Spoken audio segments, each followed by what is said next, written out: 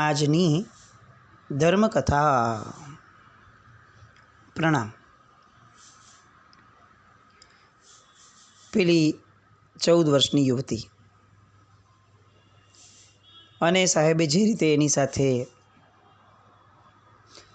એક પૂર્વનો ઋણાનુબંધ હોઈ શકે કે જેના કારણે એકે એક ક્ષેત્રની અંદરમાં એનો ઉઘાડ થાય ને એવી રીતે એને પોતે એક માર્ગદર્શન આપ્યું. પેલી યુવતીને પણ એવું જ કે ક્યાંય પણ પન્યાસી મહારાજનો પક્ષપાત જીવનમાંથી ઘટવો ન જોઈએ. સાહેબ જે કહે તે થવું જોઈએ.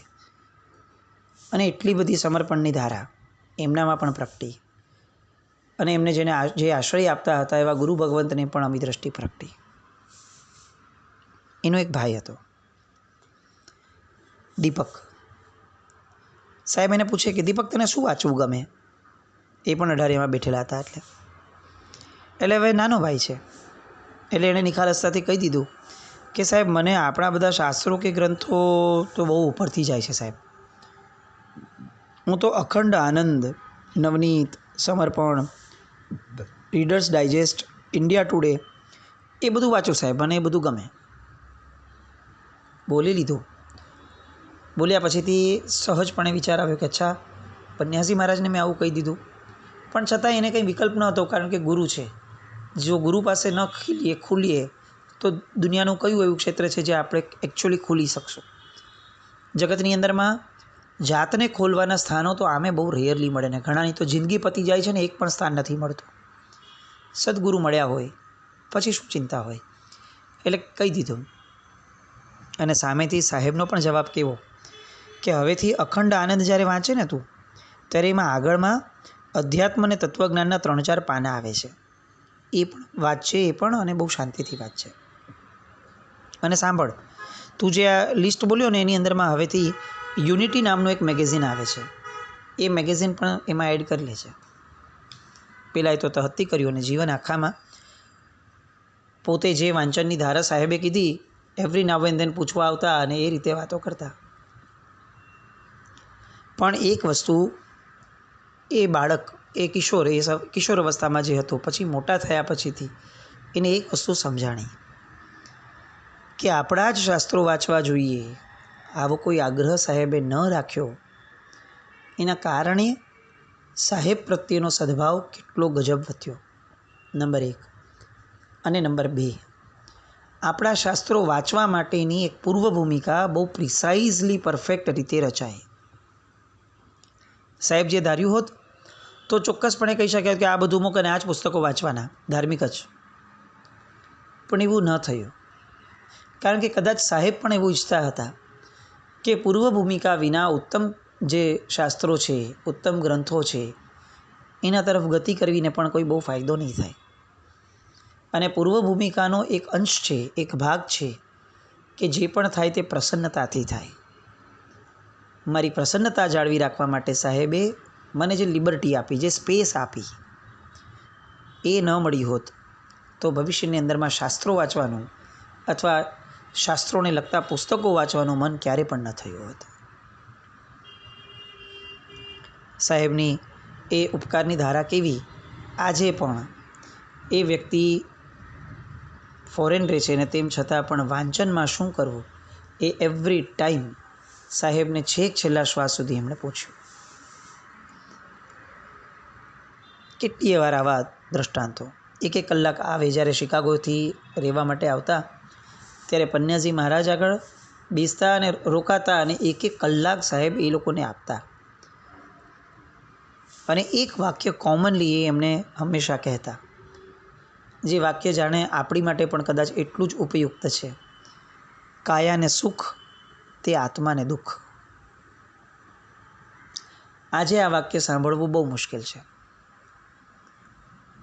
આજની આપણું જીવનશૈલી એવી થઈ ગઈ છે કે જેમાં કાયાના સુખ માટે આપણે કોઈ પણ સ્તર સુધી જવા સક્ષમ બની ગયા. પૈસા મળી ગયા ને એટલે શું થયું? તો હવે બધી જ સગવડો લેવાની. ડબલાથી નાહી શકે છે તેમ છતાં શાવર લાવવાનો. કાયાને સુખ વધુ મળે છે. પંખાથી ચાલી શકે તેમ છતાં પણ એસી લાવવાનું. સામાન્ય ડબલા ટીવીથી પણ ટીવી જોઈ શકાય છે ને તેમ છતાં પણ મોટા LCD સ્ક્રીનવાળા ટીવી ઘરમાં લગાડવાના.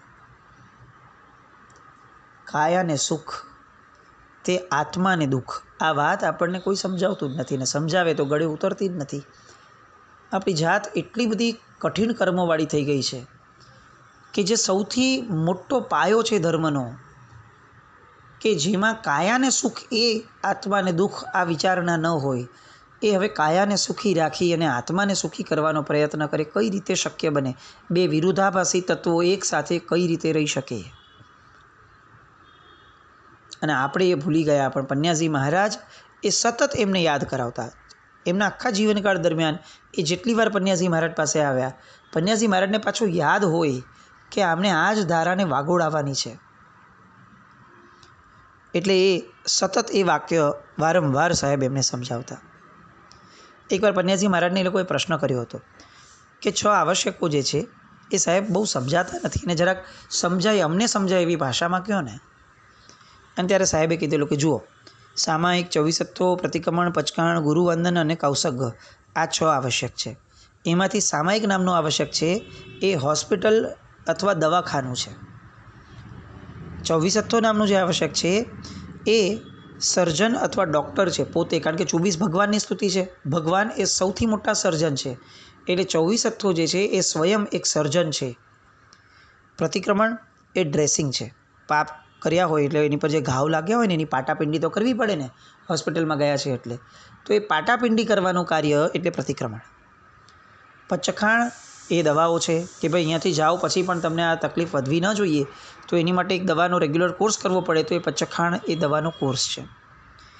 ગુરુવાંદના એ જે ડૉક્ટર કે સર્જન કે જે તબીબ પાસેથી આપણે દવા લઈએ છીએ એને અપાતો રિસ્પેક્ટ છે, એને અપાતું માન છે, એને થતી વંદના છે કે તમે ન હોત તો મારો આ રોગ કોણ સારો કર્યો હોત, કઈ રીતે હું આ દિશામાં આગળ સ્વસ્થતાની દિશામાં વધ્યો હોત. એટલે એનો જે ડ્યુ રિસ્પેક્ટ અપાય એ ગુરુવંદન છે. અને કૌસગ એ એટલે સાજા થવાનો વિશ્રામ છે. હવે શરીરને જરાક સ્પેસ આપીએ એટલે શરીર, આ દવાઓ, આ પાટાપિંડી બધું થઈ ગયું, હવે શરીરને સ્પેસ આપીએ તો શરીર પોતાનું હીલ પોતાની એ જાતે કરશે. એ કૌસક છે. આ રીતે 6 આવશ્યક એમણે સમજાવ્યા.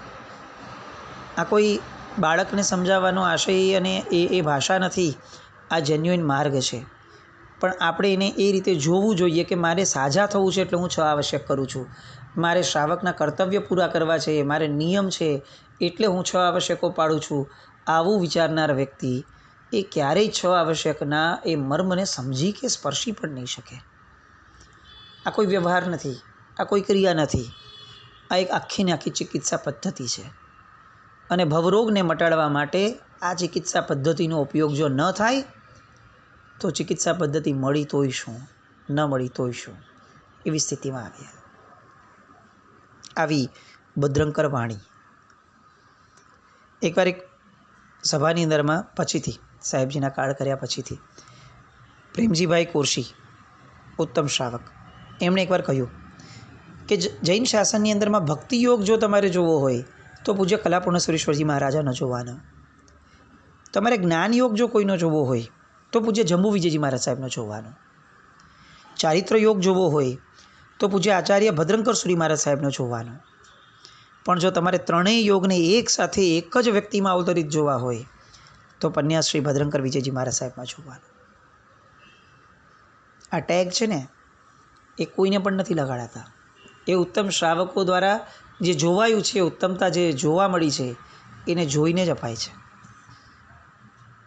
સાહેબની કેટલીક ધારાઓ, એમાંની એક ધારા આપણે બહુ ઇઝીલી આપણે પણ કરી શકીએ એવી. સાહેબજીને જ્યારે કોઈ પણ પત્રિકાઓ મળે મહોત્સવની તો સાહેબ એ પત્રિકાને વંદન કરે અને વંદન કરીને કહે કે તમે અમને અનુમોદના કરવાની તક આપી એ માટે હું તમારો આભાર માનું છું. અને પોતે આખી પત્રિકા વાંચે અને વાંચતા મનમાં એનું અભિવંદન કરે કે આ કેટલો સરસ લાભ લીધો છે, સુકૃતની કેવી કમાણી છે, લોકો પણ કેટલા ધન્ય છે, નિશ્રાદાતા પણ કેટલા ધન્ય છે, લાભાર્થી પણ કેટલા ધન્ય છે. આ બધાના જીવનની અંદરમાં પરિવર્તન માટેની એક તક મળી આ બધું કેટલું ધન્ય છે અને આ વાંચવાની મને તક મળી એ માટે હું પણ ધન્ય છું. અને પોતે આભાર વ્યક્ત કરે કે તમે મને આ તક આપી એ માટે અભિનંદન. આટલા ટાઈટ શેડ્યુલવાળા પન્યાસી મહારાજ, જેમની પાસે જગતમાં અને જીવનમાં કરવા માટેના ઢગલાબંધ કાર્યો હતા, એ પણ જો એક એક પત્રિકાને લઈ અને આવો અપ્રોચ રાખી શકે, આટલો સમય આપી શકે, તો આ મહોત્સવ પત્રિકાઓ છાપવી ન છાપવી એવા બધા વિચારોને નિર્ણયમાં જવા કરતાં આપણને જે મળ્યું એને આપણે ખીલવીએ. આવો સ્વાધીન દૃષ્ટિકોણ કેમ ન રાખીએ? કોણે શું કરવું જોઈએ એવું વિચારવા કરતાં હું શું કરું કે જેના કારણે મારો આત્મા તરે, એ દૃષ્ટિકોણ કેટલો વધારે સરળ છે. અને સાહેબ આવા સરળ દૃષ્ટિકોણવાળા હતા. નાના મુનિરાજ ક્યારેક કોઈક ઓઘો સરસ બાંધીને આપે તો તરત જ ઓઘો જ્યારે એમને મળે ને, એટલે સામાન્યપણે મોટા પન્યાસી મહારાજ છે પોતે, અને તેમ છતાં પેલા નાના મહારાજને બોલાવીને કે તમે ઓઘો બહુ સરસ બાંધ્યો છે. હા, આવી અનુમોદનાની ધારા, પ્રશંસાના સૂરો, એ પ્રશંસાના નથી, બેસિકલી એ પ્રોત્સાહનના સૂર છે. અને સાહેબ એ દરેક જીવને તેની શક્તિ પ્રમાણેનું પ્રોત્સાહન આપવા માટે જાણે કટિબદ્ધ શિક્ષક હોય એ રીતે બધાને પ્રોત્સાહન આપતા. સાહેબે એ પછીથી અનેક જીવનના એમના પ્રસંગો, એમાંનો એક પ્રસંગ ડૉક્ટર ગંગાસિંહજી સાહેબને અસ્વસ્થતા હતી એટલે ગંગાસિંહજીને બોલાવ્યા, તાત્કાલિક બોલાવ્યા. પરીક્ષણ કર્યું, સાહેબની હાલત બહુ ગંભીર લાગી. એમનું બ્લડ પ્રેશર ખૂબ ઊંચું હતું અને એ સમયે ગંગાસિંહજીને એવું લાગ્યું કે હવે જો આ આગળ વધ્યું બ્લડ પ્રેશર અને જો કંટ્રોલમાં ન આવ્યું તો કોઈ પણ મોમેન્ટે સાહેબને યા તો બ્રેઇન હેમરેજ થઈ જશે અને યા તો પેરાલિસિસ થઈ જશે, કોઈ પણ મોમેન્ટે, કાચી સેકન્ડે.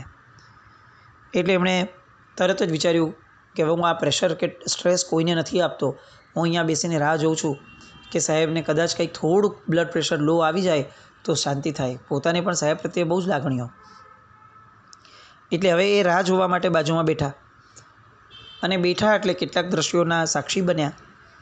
એક મહાત્મા સંસ્કૃત પ્રાકૃત ગાથાઓનો દૂર અભ્યાસ કરી રહ્યા હતા જોરથી બોલીને.